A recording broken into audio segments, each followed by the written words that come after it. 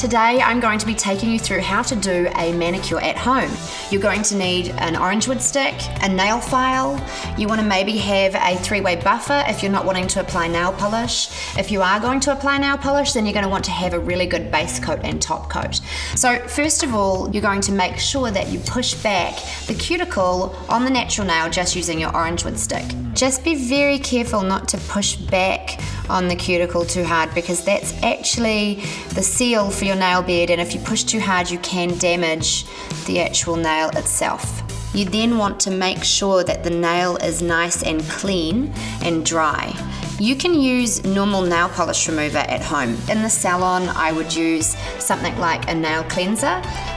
In this little bottle here I just have isopropyl alcohol, which you can also use.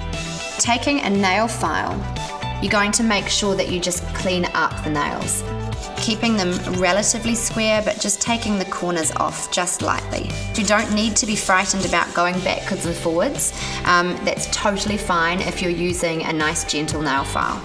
Once you've gone and filed all the nails, you just want to literally wipe back over them again just to remove the dust.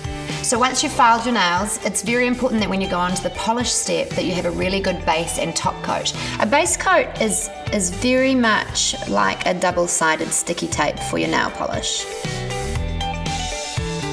Now we're going to go with a colour we chose earlier. It's actually an All That Jazz colour.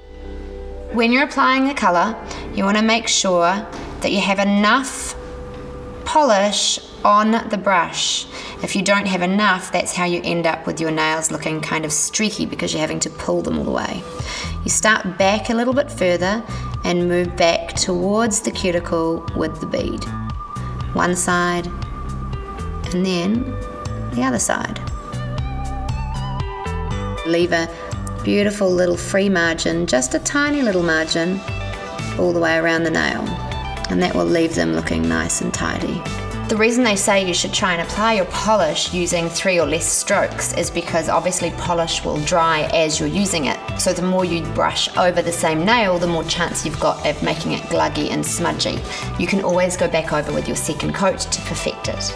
Okay, so now you're just going to apply your second coat. Make sure your first coat's dry, apply your second coat, and then you can finish it with top coat.